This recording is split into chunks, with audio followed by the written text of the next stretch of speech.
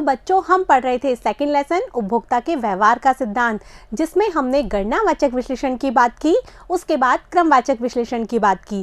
क्रमवाचक विश्लेषण को तटस्थता वक्रों के द्वारा ही बताया जाता है।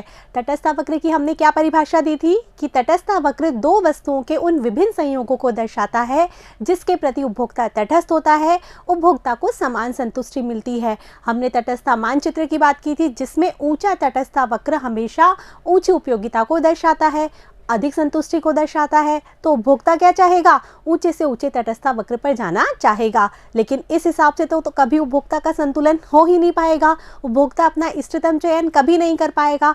तो इसके लिए उपभोक्ता का बजट एक प्रतिबंध होता है जिसके हिसाब से उपभोक्ता अपना संतुलन कर पाता है। इस वीडियो में हम जानेंगे उपभोक्ता के बजट रेखा के बारे में और उपभोक्ता का इष्टतम चयन के बारे में। तो शुरू करें, बजट रेखा क्या होती है और उपभोक्ता अपना संतुलन कहाँ स्थापित करता है। तो बच्चों, बजट रेखा क्या होती है उससे पहले हम देख लेते हैं कि उपभोक्ता का बजट सेट क्या होता है। अब ये नाम आपको थोड़ा सा अलग लग रहा होगा, लेकिन जब हम इसे समझेंगे तो आप अच्छे से समझ जाएंगे कि बजट का सेट क्या होता है। तो बच्चों, एक सिंपल से उदाहरण में मैं आपको बताती हूँ कि आपके पास मानो 10 रुपये हैं, ठीक है, और आपके पास दो चीज़ों को आपको सिलेक्शन करना है। दोनों वस्तुओं की कीमतें हैं आपकी, मैं थोड़ा सा एक्सप्लेन कर देती हूँ, 5, ठीक है। दोनों वस्तुओं की कीमतें कितनी हैं? 5-5 रुपये हैं। और आपका जो बजट है, वाई लिख देते हैं हम इसको, या हम इसको एम भी लिख सकते हैं, वो आपका है 10 रुपये। तो आप खुद गणना कीजिए कि हम दो वस्तुएं मान लो कि x और y है, ठीक है। तो आप खुद सोचिए कि हम x की कितनी वस्तु ले सकते हैं और y की कितनी वस्तु ले सकते हैं। यदि हम x की 5 रुपये कीमत है तो हम x की कितनी वस्तु ले सकते हैं? 2 वस्तुएं। भाई 5 को यदि हम 10 में 5 का भाग लगाएंगे तो 2 ही वस्तु आएगी, और हमने 2 वस्तु इसकी ले ली तो y की तो कितनी मिलेगी? 0 मिलेगी, क्योंकि हमारा सारा बजट किस में ख़त्म हो गया? x वस्तु में ही ख़त्म हो गया।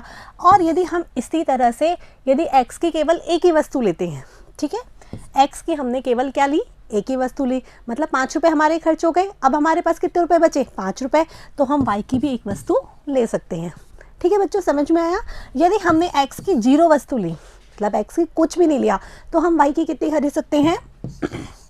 y की हम 2 वस्तु खरीद सकते हैं। तो आप इस प्रकार से देख रहे हो कि 10 रुपये इनकम होने पर और 5 रुपये एक वस्तु की कीमत होने पर हम ये कॉम्बिनेशन खरीद सकते हैं x और y का, एक ये कॉम्बिनेशन खरीद सकते हैं और एक ये कॉम्बिनेशन खरीद सकते हैं।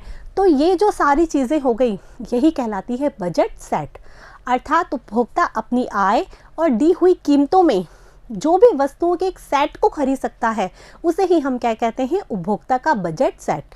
ये तो आप देखते ही हैं, हमने पहले भी पढ़ा था कि हम क्या करते हैं, अपनी आय में से देखते हैं कि हम ये वस्तु खरीद ले और ये वस्तु खरीद ले। इस प्रकार से इसका एक क्या बना लेते हैं? कॉम्बो बना लेते हैं।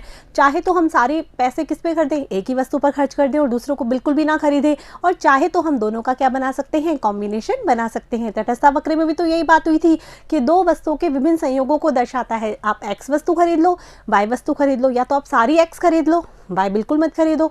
तो इसी तरीके से बजट सेट में भी यही होता है। तो यही लिखा है, यह दो वस्तुओं के एक समूह के विभिन्न संयोगों को व्यक्त करता है जब वस्तु की कीमत और उपभोक्ता की आय दी हुई हो। बच्चों, एक चीज़ यहाँ पर ध्यान देना कि यहाँ पर दो चीज़ों का बार बार जिक्र होगा। एक तो वस्तुओं की कीमत, जैसे कि हमने यहाँ पर बताया कि वस्तु की कीमत कितनी है? 5, एक इसका जिक्र, और एक दूसरा होगा इनकम का, क्योंकि ये दोनों ही क्या होते हैं? प्रतिबंध होते हैं। यदि वस्तुओं की कीमत कम हो गई तो एक तरह से हमारी आय बढ़ी जाएगी, तो हम और भी वस्तु खरीद सकते हैं, समझ में आया। और यदि आय बढ़ गई तब भी हम वस्तुएं खरीद सकते हैं। यदि यहाँ पर y की 10 की जगह कितनी हो जाती है? 20, तो हमारा ये सेट बदल जाएगा, नहीं बदल जाएगा? बदल जाएगा।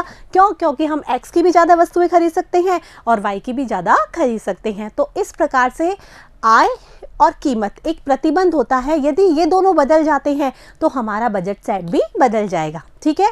तो यहाँ पर यही लिखा हुआ है, जब वस्तु की कीमत और उपभोक्ता की आय दी हुई हो तो उपभोक्ता अपनी आय और वस्तु की कीमत के अनुसार संयोगों में से किसी एक संयोग को चुनता है। मतलब ये जो सारे हमारे पास संयोग बने हैं उनमें से वो किसी एक संयोग को चुनता है, और ये सारे जो संयोग हैं वही कहलाते हैं बजट सेट, ठीक है बच्चों, समझ में आया।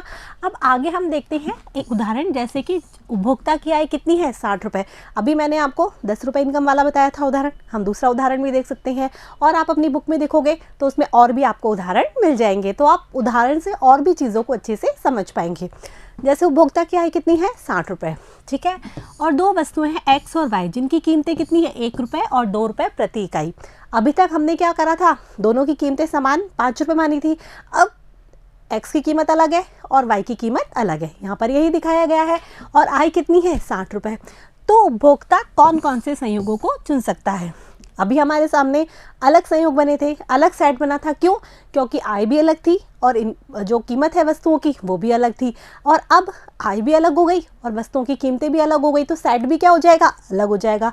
अब 60 रुपये है वस्तु, जो एक्स है उसकी कीमत कितनी है 1 रुपये और वाई की कीमत कितनी है 2 रुपये। हम अलग से भी लिख देते हैं, एम बराबर तो कितनी है 60, पी एक्स अर्थात एक्स वस्तु की कीमत कितनी है 1 रुपये, पी वाई अर्थात वाई वस्तु की कीमत कितनी है 2 रुपये। ठीक है बच्चों, समझ में आ गया। अब आपको इसमें से कॉम्बिनेशन बनाने हैं जो कि आपके सामने ऑलरेडी दिए हुए हैं, आप खुद भी बना सकते हो, इसको बिना देखे आप खुद भी प्रैक्टिस कर सकते हो। हम थोड़ा सा एक उदाहरण तो देख ही लेते हैं। यदि उपभोक्ता सारे पैसे किस पे खर्च कर देता है, एक्स वस्तु पर, तो एक्स वस्तु की 1 रुपये के हिसाब से 60 इकाई खरीद पाएगा, और फिर सारे पैसे तो एक्स पे खर्च हो गए, तो वाई वस्तु की कितने हो गए 0। तो एक कॉम्बिनेशन तो ये हो गया, जैसा कि आपके सामने ये दिखा रखा है, ये वाला कॉम्बिनेशन, ठीक है। अब हम दूसरा कॉम्बिनेशन देखते हैं। वो एक्स वस्तु पर कुछ भी नहीं खर्च करता, सारा किस पे खर्च कर देता है, वाई वस्तु पर। एक्स वस्तु है उस पर 0 खर्च करता है, तो वाई वस्तु की कितनी कीमत है 2 रुपये, तो इसके हिसाब से कितनी इकाई ले पाएगा, 30 ही तो इकाई ले पाएगा, 60 में 2 का भाग लगा दिया। तो एक कॉम्बिनेशन उसका ये बनता है, जैसे कि यहाँ पर दे रखा है। समझ में आया। इस तरीके से हम कॉम्बिनेशन बनाते चले जाएंगे। जैसे यहाँ पर और दे रखा है कि एक्स वस्तु की कितनी 10 इकाई खरीद ली उसने, 10 रुपये खर्च हो गए, और बचे कितने 50 रुपये, तो उसने क्या किया, वाई की 2 इकाई खरीद 25 इकाई खरीद ली, तो कितने हो गए 60 रुपये हो गए ना। तो हम इसमें क्या देख रहे हैं, एक्स वस्तु की कीमत और वाई वस्तु की कीमत दोनों हैं, और दोनों की कीमतों को ध्यान में रखते हुए साथ में उपभोक्ता की आय जो एक प्रतिबंध है उसको भी ध्यान में रखते हुए उपभोक्ता बहुत सारे संयोगों का में से किसी एक संयोग का चुनाव कर सकता है, और उसके सामने बहुत सारे ऑप्शंस अवेलेबल होते हैं।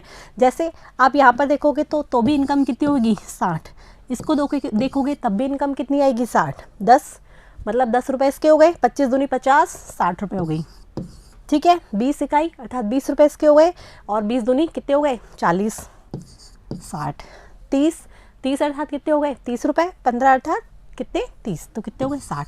तो आप सब में देखोगे आय कितनी है 60, आय एक प्रतिबंध है, इससे ज़्यादा वो खर्च नहीं कर सकता, क्योंकि उसकी आय ही क्या है, यही दे रखी है 60 रुपये, और उसमें वो विभिन्न संयोग बना लेता है एक्स और वाई की कीमतों को देखते हुए। इसे ही हम उपभोक्ता का बजट सेट कहते हैं। तो आपको समझ में आ गया होगा, और ये सारी चीज़ें आपको अपनी कॉपी में नोट करनी है। आप इसको पढ़ते हो साथ साथ में आप बुक को भी देख सकते हो, क्योंकि उसमें भी बहुत सारे एग्जाम्पल दिए हुए हैं। ठीक है बच्चों, अब आगे है उपभोक्ता कोई सेट निम्न स्थिति में खरीद सकता है। अभी हमने इतनी सारी बात की, तो उसका एक सेंस निकलता है, वो है ये। इस वाले समीकरण को आप अच्छे से समझ लीजिए। हमने देखा कि उपभोक्ता किसी वस्तु की कीमत देखता है और साथ में क्या देखता है, अपनी आय देखता है, और उसके हिसाब से वो क्या करता है, दोनों को बराबर करने की कोशिश करता है। जैसे एक्स वस्तु की कीमत है कितनी है 1, ठीक है, और इसकी कितनी इकाई खरीद पा रहा है वो 0, मतलब एक्स वस्तु पर कितना व्यय हो गया 0 हो गया, क्योंकि उसने कुछ भी नहीं खरीदा उसका, ठीक है। अब यदि हम देखें वाई वस्तु, तो वाई वस्तु की कितनी इकाई खरीदी उसने 30, और कीमत कितनी है 2 रुपये, तो 2 रुपये तो कीमत हो गई, और 30 रुपये क्या हो गई उसकी मात्रा हो गई, मतलब वाई वस्तु की कितनी मात्रा खरीदी 30। तो इस प्रकार से हम देखते हैं 0 और 30 दूनी 60, तो उसके कितने रुपये खर्च हो गए 60। ऐसे ही हम सबको देख लेते हैं, 60 × 0 कितने आ जाएंगे, 60 × 1 60, और 0 × 2 0, 60 आ जाएगा। 10 इस वाले को देख लेते हैं हम एक बार, सी वाले कॉम्बिनेशन को। सी कॉम्बिनेशन हमें देखते हैं, कीमत कितनी है 1 और इकाई है 10, प्लस कीमत कितनी है 2 और कितनी मात्रा खरीद रहा है 25, तो 10 + 50 कितने हो गए 60। तो ऐसे आप सबको देखोगे, जैसे मैंने समझाया है, तो 60 ही उसका क्या आएगा, आय आएगी, मतलब उसको उसके आय के बराबर ही वो कीमतों को देखते हुए मात्राएं खर्च करेगा। तो हमारा फॉर्मूला क्या बनेगा, हमारा फॉर्मूला बनेगा ये वाला, P1 इंटू X1। कीमत जो पहली जो इकाई है, x जो इकाई है, उसको किससे गुणा कर लेंगे, x वस्तु की कीमत से गुणा कर लेंगे, प्लस P2 जो दूसरी इकाई है उसको, इसमें दो वस्तु बता रखी है, x1 और x2। आप चाहो तो x और y वस्तु भी कर सकते हैं, या x1 और x2 बता रखी है, इसीलिए यहाँ पर ये वाला कॉम्बिनेशन दे रखा है और बराबर कर दिया इसको m के। ठीक है, कि इन दोनों को किसके बराबर होना चाहिए, m, आय के बराबर होना चाहिए।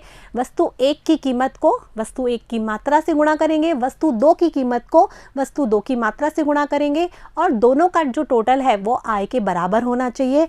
और एक दूसरा वाला जो ये मार्क दे रखा है वो ये, या तो आय के बराबर होना चाहिए या फिर आय से कम होना चाहिए, आय से ज़्यादा नहीं हो सकता। जैसे कि हमने अभी इस वाले एग्जाम्पल में देखा था, 10 और 25 वाला देखा था कि उसने x वस्तु की तो 10 इकाई खरीदी और y वस्तु की खरीदी 25। अब हमें मान लेते हैं वो y वस्तु की 15 खरीदता है। कितनी खरीदता है, 15। तो हमारा P1 कितनी है, 1 इंटू 10 प्लस PY कितनी है, 2 इंटू 15 हो जाएगी, 25 की जगह 15, 10 प्लस 30 कितने हो गए, 40 रुपये।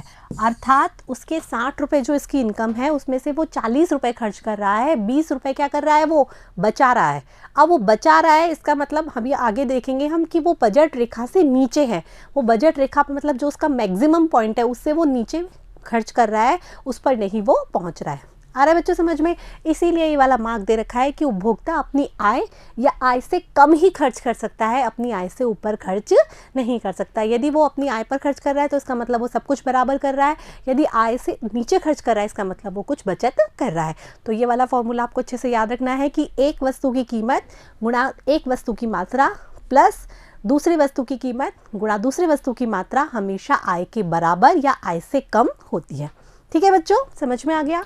इसे ही बोलते हैं बजट का प्रतिबंध। जैसे मैं आपको बोल रही हूँ कि उपभोक्ता वस्तु की कीमतों को ध्यान में रखकर और उपभोक्ता की आय को ध्यान में रखकर खर्च करता है, तो यही बजट का प्रतिबंध कहलाता है। ये जो असमानता है वही बजट प्रतिबंध कहलाती है। आपको ध्यान रखना है क्या होता है बजट प्रतिबंध, जहां उपभोक्ता ज़्यादा खर्च नहीं कर पाता, जहां वो अपनी आय को और कीमतों को देखकर ही खर्च कर पाता है, इसीलिए बजट प्रतिबंध होता है।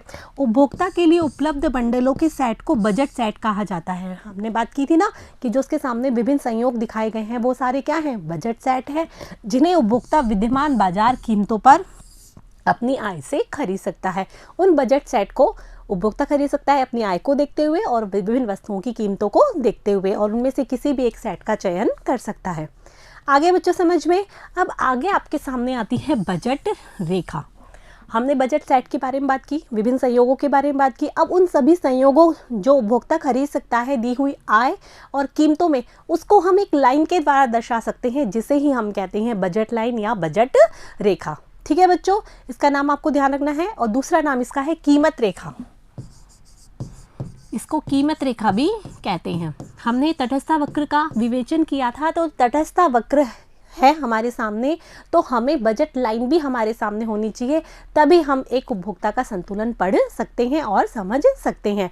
तो कीमत रेखा और बजट रेखा क्या होती है, तो ये क्या करती है, दो वस्तुओं के उन विभिन्न संयोगों को दर्शाती है जिसके विभिन्न बिंदुओं को उपभोक्ता अपनी आय और दी हुई कीमतों के आधार पर प्राप्त कर सकता है। यहाँ पर इसकी डेफिनेशन दे रखी है कि दो वस्तुओं के विभिन्न संयोग को बताती है जिससे उपभोक्ता अपनी सीमित आय और वस्तुओं की कीमतें दी हुई पर ही खरीद सकता है। ध्यान रखना बच्चों, तटस्थ वक्र क्या है, दो वस्तुओं के उन विभिन्न संयोगों को दर्शाता है जिसमें कि प्रति उपभोक्ता क्या होता है, तटस्थ होता है, समान संतुष्टि प्राप्त करता है। ठीक है, जबकि जो कीमत रेखा है वो किसे बताती है, दो वस्तुओं के उन विभिन्न संयोगों को दर्शाती है जो उपभोक्ता अपनी दी हुई आय, जो मैंने आपको बताया था ना, ये दो चीज़ें आपको बहुत अच्छे से याद रखनी है, एक तो उपभोक्ता की आय और दूसरा दी हुई कीमतों के आधार पर उन बिंदुओं को प्राप्त कर सकता है, उसे ही हम बजट रेखा कहते हैं।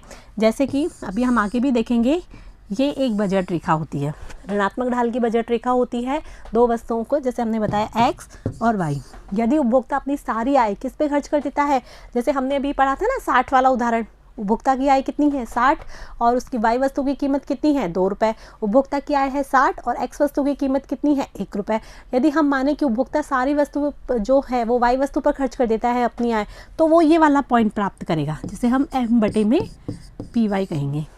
आय में किसका भाग लगा देंगे हम वाई वस्तु की कीमत का।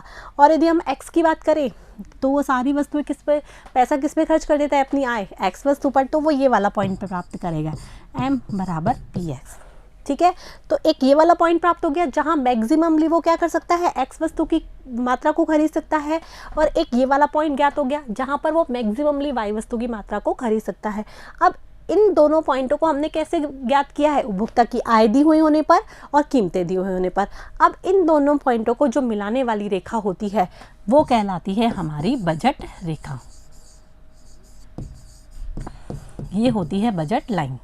ठीक है, और जो अभी हमने जो समीकरण पढ़ा था, कौन सा समीकरण था, m बराबर पी एक्स पी 1 करा था हमने, कुछ ही कर लीजिए, या तो आप पी एक्स प्लस P2Y2 कर लीजिए, कुछ भी जो भी आपको लगता है, जो भी आप करना चाहते हैं। हमने अभी यही पढ़ा था इसीलिए हम यही कर लेते हैं। m बराबर P1 multiply x1 plus P2 multiply x2, जो कि हमने अभी बजट प्रतिबंध पढ़ा था, वो बताती है ये बजट रेखा। ठीक है बच्चों, समझ में आ गया। तो आपको 2 चीज़ ध्यान रखनी है, उपभोक्ता की दी हुई आय और दी हुई कीमतों के आधार पर जो उपभोक्ता लाइन प्राप्त करता है वही क्या करता है बजट रेखा, और इसके विभिन्न बिंदुओं पर उपभोक्ता के अलग अलग सहयोग दर्शाए जाते हैं जिससे कि उपभोक्ता खरीद सकता है। आगे बच्चों समझ में आगे जो मैंने आपको बताई वही ये सारी चीज़ दिख रखी है। बजट रेखा की मान्यताएं हैं 3 मान्यताएं हैं। एक तो उपभोक्ता की आय दी हुई होगी, ठीक है, दो वस्तुएं होंगी, जैसे हमने यहाँ देखा ना, 2 ही वस्तुएं हैं एक्स और वाई, उनके आधार पर बजट रेखा प्राप्त की जा सकती है। और तीसरा है वस्तुओं की कीमतें, 3 चीज़ें दी होंगी, 2 वस्तुएं होनी चाहिए, दोनों वस्तुओं की कीमतें दी हुई होनी चाहिए और उपभोक्ता की आय दी होनी चाहिए। इन तीनों के आधार पर हम बजट रेखा प्राप्त कर सकते हैं। ठीक है, जो कि एक ऋणात्मक ढाल की रेखा होती है।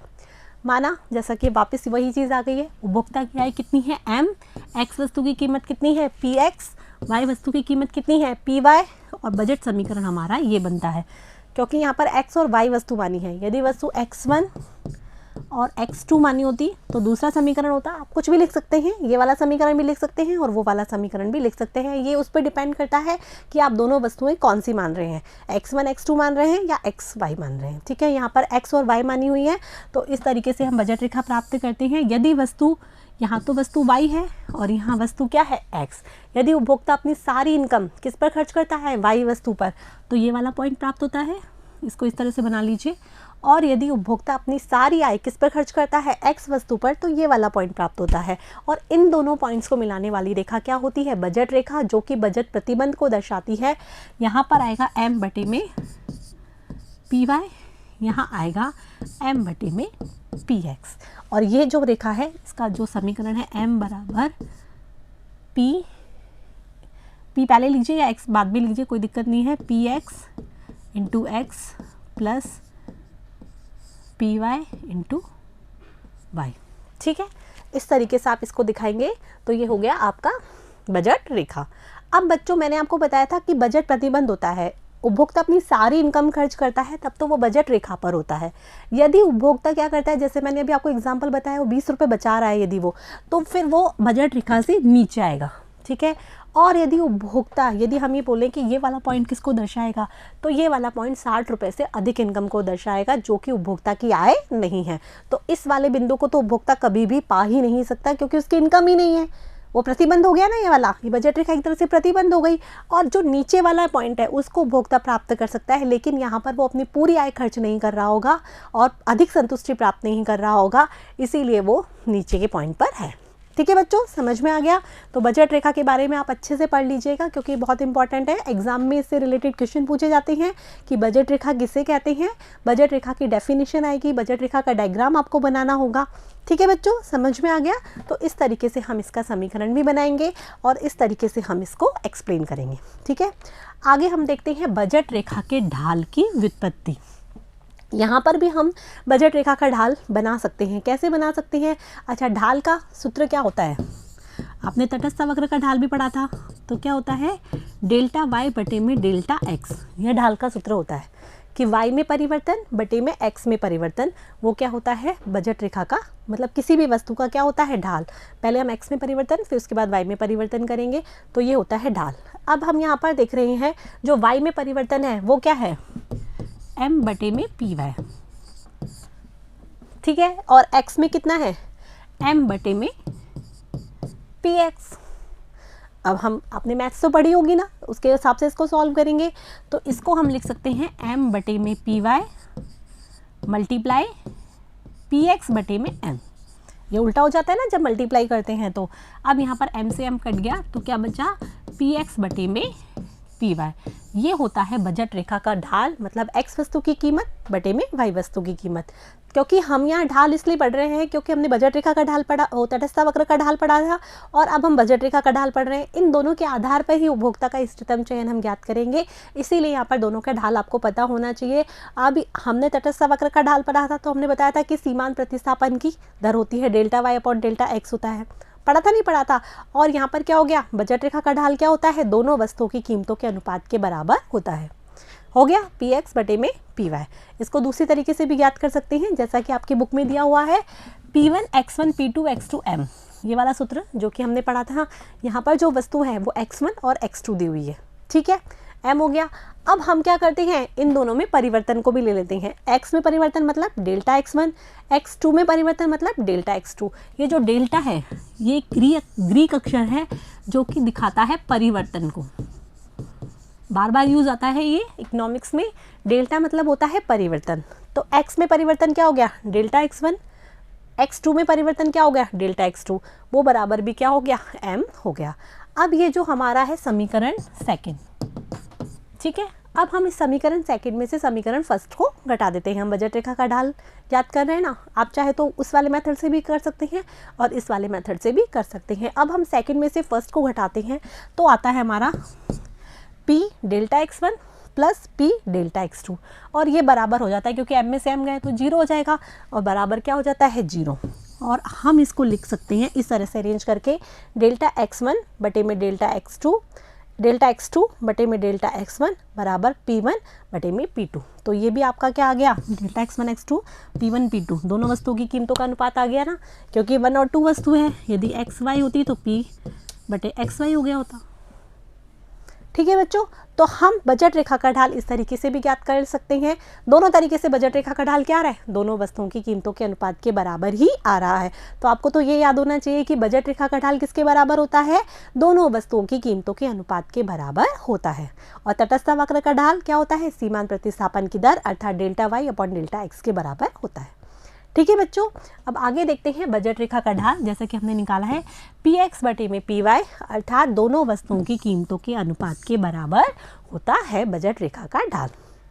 अब आगे है कि बजट सेट में बदलाव बजट रेखा में परिवर्तन।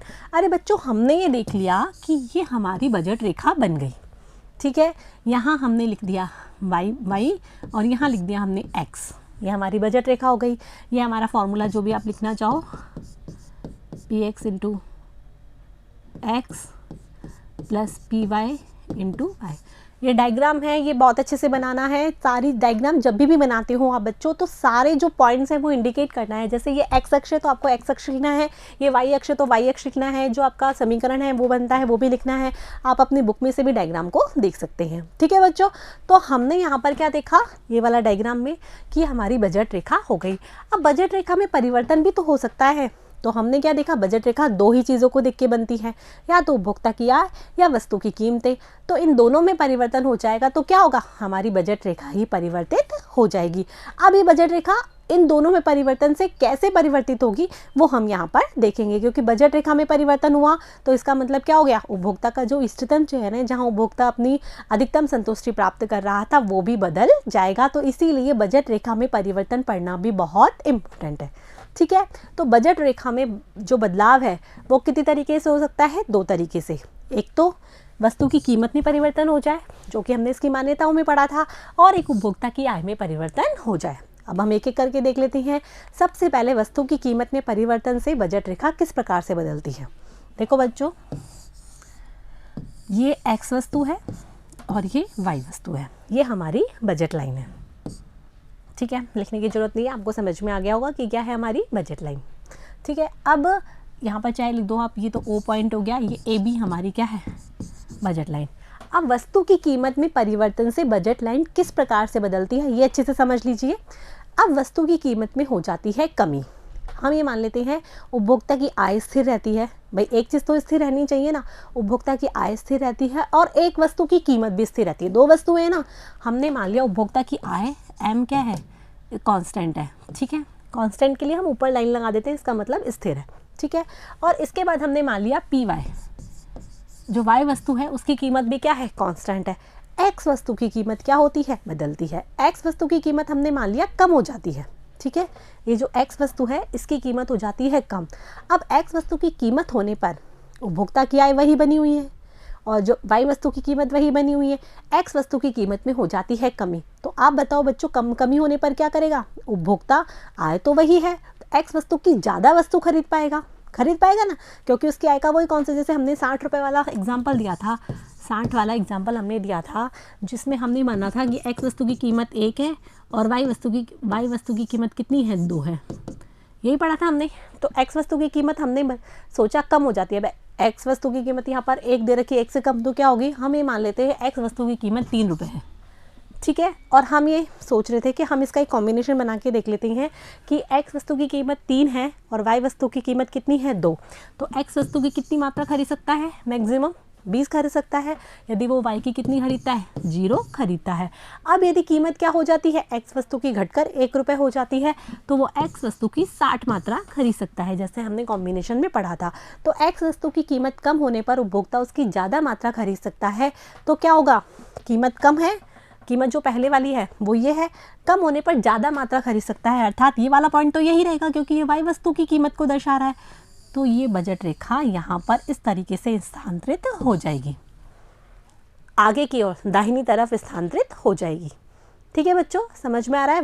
वाई वाली जो बिंदु है वो नहीं चेंज होगा, केवल एक्स वस्तु की कीमत में कमी हो रही है इसीलिए वो यहाँ पर दाहिनी तरफ सरक जाएगी।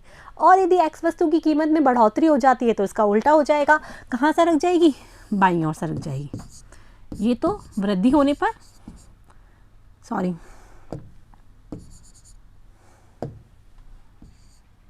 ये तो कमी होने पर दाईं ओर और वृद्धि होने पर बाईं ओर। कमी होने पर ज़्यादा वस्तुएं खरीद सकता है उपभोक्ता, इसीलिए दाईं ओर, और वृद्धि होने पर कम वस्तुएं खरीद सकता है, इसीलिए बाईं ओर सरक जाएगी। ये तो एक्स वस्तु की कीमत में परिवर्तन की बात है। यदि हम वाई वस्तु की कीमत में परिवर्तन देखें तो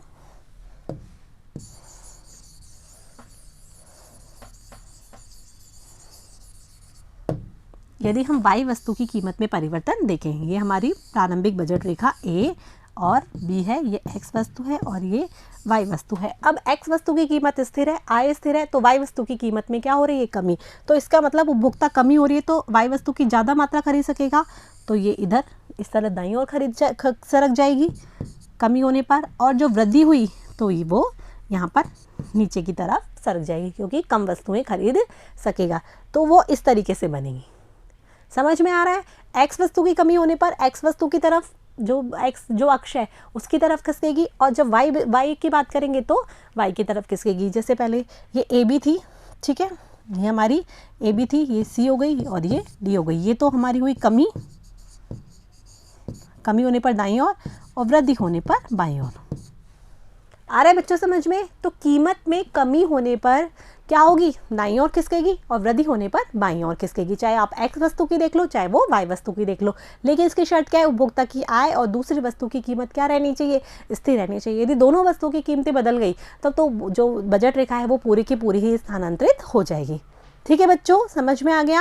आपको यहाँ पर ये ध्यान रखना है कि वस्तु की कीमत में परिवर्तन पर यदि एक वस्तु एक्स वस्तु की कीमत में परिवर्तन हो चाहे वाई वस्तु की कीमत में परिवर्तन हो, तो उपभोक्ता की जो बजट रेखा है वो क्या होगी, एक तरफ से ही सरकेगी। यदि दोनों वस्तुओं की कीमतों में परिवर्तन होता है तो पूरी बजट रेखा ही स्थानांतरित हो जाएगी। यही यहाँ पर लिखा हुआ है। वस्तु की कीमत में परिवर्तन क्या प्रभाव पड़ता है, यदि उपभोक्ता की आय व एक वस्तु की कीमत स्थिर रहे तो दूसरी वस्तु की कीमत में कमी हो तो रेखा अधिक सपाट होगी।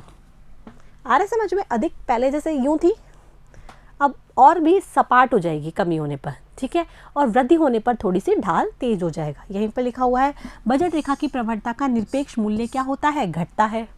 जो निरपेक्ष मूल्य यहाँ पर क्या हो रहा है, इसका घट रहा है।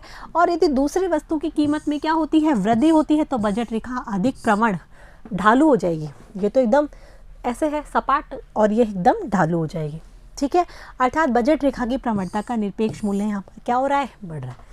निरपेक्ष मूल्य यहाँ पर बढ़ रहा है, वहाँ पर निरपेक्ष मूल्य कम हो रहा था। इसी प्रकार से ये y वस्तु के पद में परिवर्तन है। आगे बच्चों समझ में, तो कीमत में परिवर्तन का बजट रेखा पर क्या प्रभाव पड़ता है। इसके बाद है उपभोक्ता की आय में परिवर्तन। ठीक है, अब उपभोक्ता की आय, जैसे बजट रेखा हमारी ये है A और B, ये x वस्तु, ये y वस्तु। अब उपभोक्ता की आय जैसे 60 है, तो 60 से मानो 80 हो जाती है।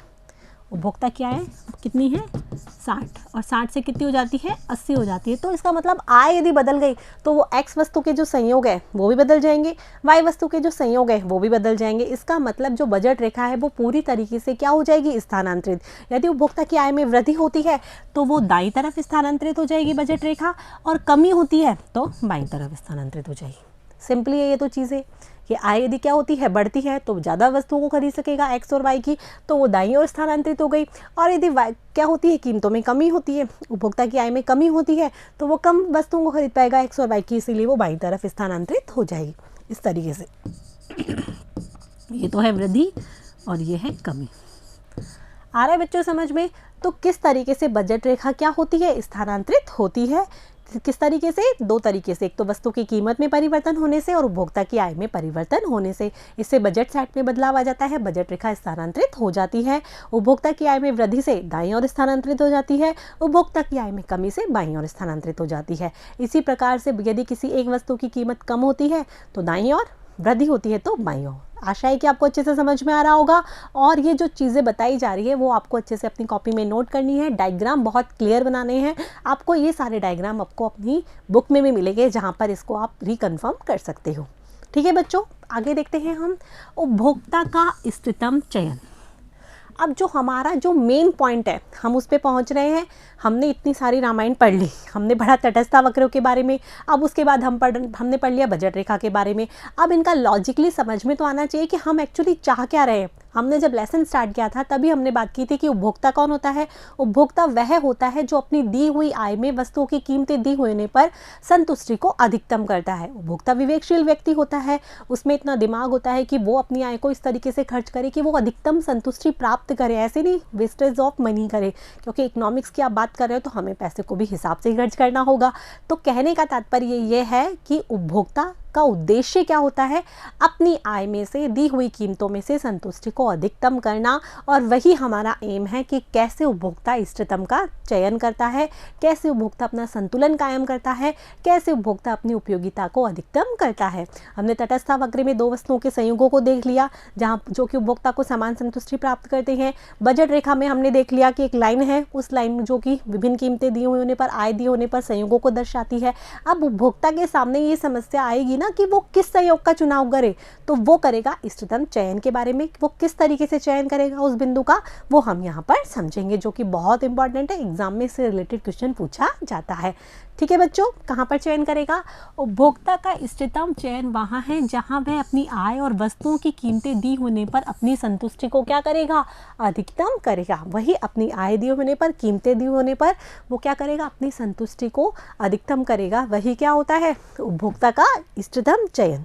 ठीक है, जैसे कि देखो इसमें है 100 रुपये है, ब्रेड है वो 20 रुपये में आ रही है, चाय है वो 10 रुपये में आ रही है। तो उपभोक्ता ही सोचेगा कि मैं क्या किस किस को कितना खर्च करूं जिसमें वो खुश रहे, अपनी संतुष्टि को क्या करे, अधिकतम करे। ठीक है, अब तटस्था वक्र विश्लेषण में उपभोक्ता के इष्टतम चयन की शर्तें, ये बहुत इंपॉर्टेंट है कि उपभोक्ता अपना संतुलन कहाँ कायम करेगा, उसके लिए निम्नलिखित शर्तें होती हैं। पहली शर्त क्या है? पहली शर्त यह है कि बजट रेखा तटस्था वक्रों को स्पर्श करे। हम वापस रिवाइज कर लेते हैं। हमने तटस्था मानचित्र की बात की थी जो कि एक से अधिक तटस्था वक्रों को दर्शाता है, IC1, IC2, IC3। बात की थी ना हमने तटस्थ वक्र, जो कि दो वस्तुओं के विभिन्न संयोगों को दर्शाते हैं जिसमें उपभोक्ता को समान संतुष्टि मिलती है, उपभोक्ता जिनके प्रति तटस्थ होता है। IC1 पे वही संतुष्टि मिलेगी, किसी भी बिंदु पर चले जाओ, IC2 पर ज़्यादा संतुष्टि मिलेगी और IC3 पर और अधिक संतुष्टि मिलेगी। तो उपभोक्ता क्या करेगा, IC3 पर जाना चाहेगा क्योंकि वहाँ पर उसको अधिकतम संतुष्टि प्राप्त होगी। लेकिन बजट रेखा एक कांस्टेंट होती है जिसकी वजह से वो एक तटस्थ वक्र पर ही रुक जाता है। ठीक है, यहाँ पर हम देख रहे हैं IC3 पर सबसे ज़्यादा, IC2 पे कम और सबसे कम IC1 पे संतुष्टि मिलती है। तो अब कहाँ पर संतुष्टि उसको अलग अलग मिल रही है, तो वो कौन से तटस्थ वक्र का चुनाव करेगा वो हम देखते हैं आगे। दूसरी शर्त है तटस्थ वक्र का ढाल बजट रेखा के ढाल के बराबर हो। उपभोक्ता अपना संतुलन वहाँ करेगा जहाँ बजट रेखा का ढाल तटस्थ वक्र के ढाल के बराबर हो। ये भी हम बना के देख लेते हैं। ये हमारी हो गई बजट रेखा। ठीक है बच्चों, समझ में आ गया A, B। अब हम यहाँ पर ये जो तटस्थ मानचित्र वाले 3 तटस्थ वक्र हैं वो बना लेते हैं। एक तटस्थ वक्र तो ये बन गया हमारा IC1, एक तटस्थ वक्र हमारा बन गया ये IC2 और एक तटस्थ वक्र बन गया हमारा IC3। ठीक है बच्चों, तो दूसरी शर्त में ये बताया है कि तटस्थ वक्र का ढाल किसके, बजट रेखा के ढाल के बराबर होना चाहिए। तो हम ये देख रहे हैं कि ये IC3 बिंदु है, ये तटस्थ वक्र का ढाल इसमें भी दिखाया, तीनों में दिखाएंगे। तो ये बजट रेखा से टच ही नहीं हो रहा, कहीं दोनों का ढाल कहीं टच ही नहीं हो रहा। क्यों? क्योंकि जो हमारी बजट कांस्टेंट है उससे ये आगे है। हमने बताया था ना कि बजट रेखा से जो ऊपर का बिंदु है वहाँ पर उपभोक्ता की आय क्या होती है, उतनी होती नहीं है, इसीलिए उस बिंदु को वहाँ पर वो बिंदु पर पहुँच नहीं पाता है। तो IC3 पर तो उपभोक्ता पहुँच ही नहीं पाएगा क्योंकि उसका इतना बजट ही नहीं है, तो इस पर संतुलन नहीं होगा। यदि हम IC1 को देखें तो IC1 पे आप देख रहे हो उपभोक्ता, ये वाला जो बिंदु है इसको हम लिख देते हैं a, ठीक है, और ये वाला जो बिंदु है वो है b। उपभोक्ता A बिंदु पर भी क्या कर सकता है, अपना संतुलन, मतलब इतने इस संयोग को भी चुन सकता है और B बिंदु वाले संयोग को भी उपभोक्ता चुन सकता है। कीमत रेखा है ना, यहाँ पर आय भी दी हुई है, विभिन्न वस्तुओं की कीमतें भी दी हुई हैं, तो उपभोक्ता A बिंदु को भी चुन सकता है और B बिंदु को भी चुन सकता है। ठीक है, क्योंकि दोनों के ढाल भी बराबर हो रहे हैं, जैसा कि हमारी क्या है शर्त है कि तटस्थ वक्र का ढाल बजट रेखा के ढाल के बराबर होना चाहिए। यहाँ पर भी बराबर है, यहाँ पर भी बराबर है, लेकिन उपभोक्ता इन दोनों को नहीं चुनता, उपभोक्ता चुनता है इस बिंदु को, इस E बिंदु को। क्यों? क्योंकि उपभोक्ता के सामने 3 ऑप्शन होते हैं, या तो वो A बिंदु का चयन कर ले, या फिर वो B बिंदु का चयन कर ले, या फिर वो E बिंदु का चयन कर ले। ठीक है, तीनों ही बिंदु पर उपभोक्ता अपना संतुलन कायम कर सकता है क्योंकि यहाँ पर जो शर्त है वो पूरी हो रही है कि बजट रेखा का ढाल और तटस्थ वक्र का ढाल दोनों बराबर होने चाहिए। लेकिन वो A को भी नहीं चुनता, B को भी नहीं चुनता, वो E को चुनता है। क्यों? क्योंकि E ऊंचे तटस्थ वक्र पर चला जाता है। हमने पढ़ा था ना कि उपभोक्ता हमेशा क्या करेगा, ऊंचे तटस्थ वक्र पर जाना चाहेगा। जब उसको तीनों जगह संतुलन मिल रहा है तो वो वहां जाना चाहेगा ना जहां उसको अधिकतम संतुष्टि मिल रही है, जो कि IC2 पे मिल रही है, IC1 पर नहीं मिल रही है। तो उपभोक्ता IC2 के E बिंदु पर अपना क्या करेगा, संतुलन कायम करेगा। X वस्तु की इतनी मात्रा और Y वस्तु की इतनी मात्रा का चयन करेगा। समझ में आ गया? दूसरी शर्त के अनुसार उपभोक्ता अपना संतुलन वहाँ स्थापित करता है या फिर उपभोक्ता वहाँ अपना इष्टतम चयन करता है जहाँ तटस्थ वक्र का ढाल कीमत रेखा के ढाल के बराबर हो जाता है। अब तटस्थ वक्र का ढाल क्या होता है, सीमांत प्रतिस्थापन की सीमांत दर, और जो बजट रेखा है या कीमत रेखा है उसका ढाल क्या होता है, PX बटे में PY, अर्थात दोनों वस्तुओं की कीमतों के अनुपात के बराबर। अर्थात जहाँ ये दोनों बराबर हो जाते हैं वहीं क्या होता है, उपभोक्ता अपना संतुलन स्थापित करता है। यहाँ पर ये लिख रखा है दोनों के ढाल बराबर, अर्थात प्रतिस्थापन की सीमांत दर और कीमत अनुपात क्या हो, बराबर हो। प्रतिस्थापन की सीमांत दर क्या होती है, MRS होती है, और ये क्या होती है, PX बटे में PY। MRS को हम ये भी लिख सकते हैं डेल्टा Y बटे में डेल्टा X बराबर PX बटे में PY हो। यहाँ पर उपभोक्ता अपना संतुलन करेगा और यह संतुलन की आवश्यक शर्त है। इस शर्त का पूरा होना अति आवश्यक है। ठीक है बच्चों, जो अगली जो शर्त है वो है तटस्थ वक्र मूल बिंदु के प्रति क्या होना चाहिए, उन्नतोदर होना चाहिए। जो तटस्थ वक्र है, हमने बताया था कि तटस्थ वक्र की आकृति कैसी होती है, उन्नतोदर होता है। वो मूल बिंदु के प्रति कैसा होता है, उन्नतोदर, क्योंकि सीमांत प्रतिस्थापन की दर घटती हुई होती है। हमने पढ़ा था ना। तो मूल बिंदु के प्रति तटस्थ वक्र कैसा होना चाहिए, उन्नतोदर होना चाहिए। ये एक इसकी पर्याप्त शर्त है। ये पर्याप्त शर्त भी बोलते हैं इसको। एक तो हो गई आवश्यक शर्त और इसको पर्याप्त शर्त भी बोलते हैं। अर्थात एमआरएस घटती हुई होनी चाहिए। आगे बच्चों समझ में, तो उपभोक्ता के संतुलन की कितनी शर्तें हो गई, 3 शर्तें हो गई। जो पहली शर्त है वो क्या हो गई, बजट रेखा तटस्थ वक्र को स्पर्श करनी चाहिए। दूसरी शर्त है दोनों के ढाल आपस में बराबर होने चाहिए। और तीसरा है तटस्थ वक्र मूल बिंदु के प्रति उन्नतोदर होना चाहिए। तो इस प्रकार से उपभोक्ता अपना इष्टतम चयन करता है। तटस्थ वक्रों से दो वस्तुओं के विभिन्न संयोग दर्शाती है, जबकि बजट रेखा बजट प्रतिबंध को दर्शाती है। अब वो दोनों वस्तुओं के संयोग भी है उसके सामने, और बजट का प्रतिबंध है जहाँ दोनों कंबाइन हो जाती हैं, जहाँ पर दोनों स्पर्श करते हैं, वहीं पर उपभोक्ता अपना इष्टतम चयन करता है। ठीक है बच्चों, तो इसी के साथ ये वीडियो यहाँ पर समाप्त होता है, जिसमें हमने बहुत सारी चीज़ों का विवेचन किया जो कि बहुत इंपॉर्टेंट है। एग्जाम में इससे रिलेटेड बहुत सारे क्वेश्चन पूछे जाते हैं, तो आपको इस वीडियो को ध्यान से सुनना है। जो पॉइंट्स आपको बताए गए हैं, बजट सेट के बारे में बताया, बजट रेखा के बारे में बताया गया है, बजट रेखा में बदलाव के बारे में, उपभोक्ता का इष्टतम चयन के बारे में, तो इन सब चीज़ों को आपको अपनी कॉपी में अच्छे से नोट भी करना है और अच्छे से याद रखना है। एग्जाम्पल है उसको आपको बार बार अपनी बुक में से देखकर भी करना है। ठीक है बच्चों, अब नेक्स्ट वीडियो में हम मिलेंगे मांग के साथ। अब एक हमारी एक नया कंसेप्ट स्टार्ट होता है कि मांग क्या होती है, मांग वक्र क्या होता है और मांग का नियम क्या होता है। ठीक है बच्चों, उसके बारे में हम जानेंगे नेक्स्ट वीडियो में। तब तक के लिए मेरे साथ बने रहिए, पढ़ते रहिए, बढ़ते रहिए। Thank you.